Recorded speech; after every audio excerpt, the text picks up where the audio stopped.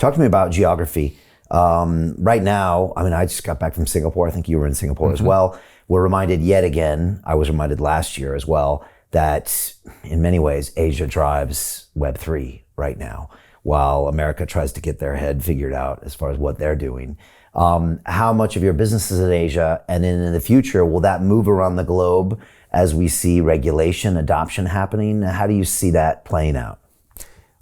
Yes, most of our business is in Asia. I would say about 70%. I think about 80% of blockchain activities in Asia. I believe that's a fact. It's very difficult to track because, some parts of Asia use VPN to block their origins, so it looks like they're from other places. But I think that most of the available evidence shows that 75 to 80% of all blockchain activities, originates in Asia. I didn't know it was that high. Yeah. Right. So for us, it's the home turf. This is where we're strongest. That's why about half of the artists that we work with are Asian artists. Right. So it's not an accident.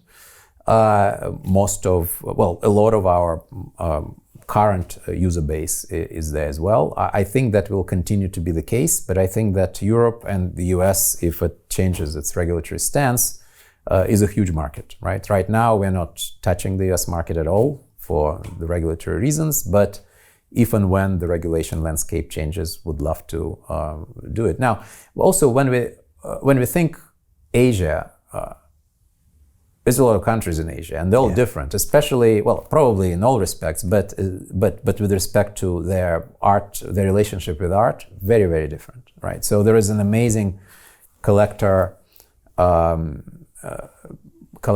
culture in, say, Korea and in Japan, right? And then there is a lot of trading of art and related things that is happening in China and Hong Kong, and there are a lot of Web3 people who are doing all sorts of things in, say, Vietnam and in Thailand. So there are different use cases that apply to different countries. We try to, every time that we launch something, we launch it in 8 different languages, of which only one is Western, English.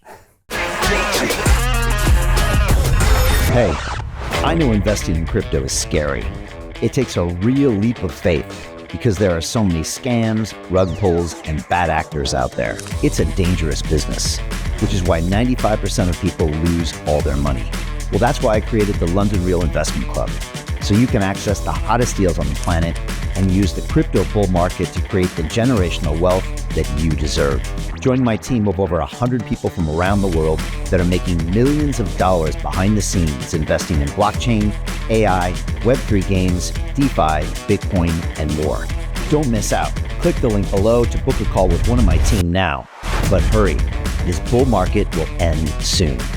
I know investing crypto can be scary. That's why you gotta join the investment club. Pull the trigger. Let's do this.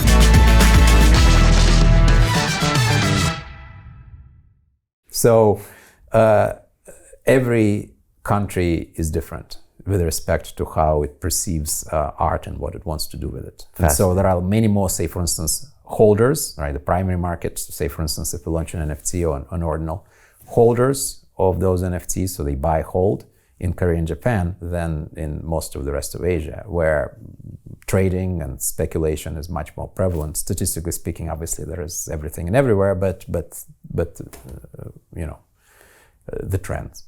Yeah, that's wild. I get the education both my times in Singapore, and people will pull me aside and they'll be like, okay, you got to go to Vietnam, you got to go to Thailand.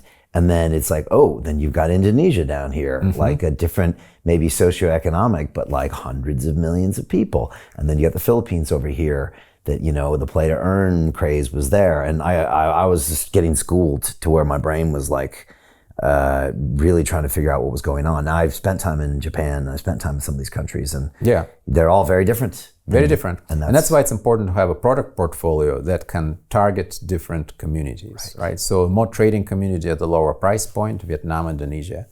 More holding community at a higher price point, Korea and Japan, just roughly speaking, right? So, but since we have all these different products in our portfolio at all these different price points, we're able to create different product mixes for different geographies. Talk to me about your backers, because you got big names like Binance Labs and OKX and Animoca Brands and Hashkey and Samsung Ventures. I mean, it's pretty strong.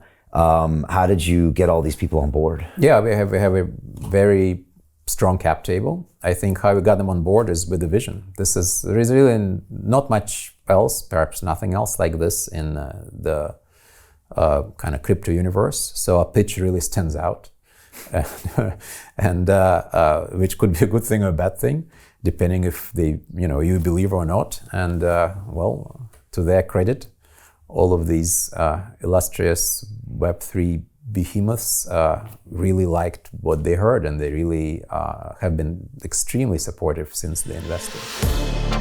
To continue watching the rest of the episode for free, visit our website londonreal.tv or click the link in the description below.